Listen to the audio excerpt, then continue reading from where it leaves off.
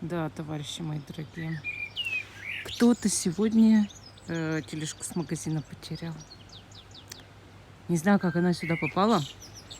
Это буквально близко ни одного магазина нет вообще. То есть вот. И там, та-да-дам, тележка посреди парка. Тут вообще ничего нет рядом. Надо идти очень далеко. Ё-моё, кому что надо стало? Это от какого магазина-то хоть? Тележка. Так, Кауфланд. Кауфланд это метров, наверное, 600. Ну ладно. 600 это не так много, чтобы дотолкать до сюда тележку. Может, они катались на ней. Пишите ваши догадки. Что произошло?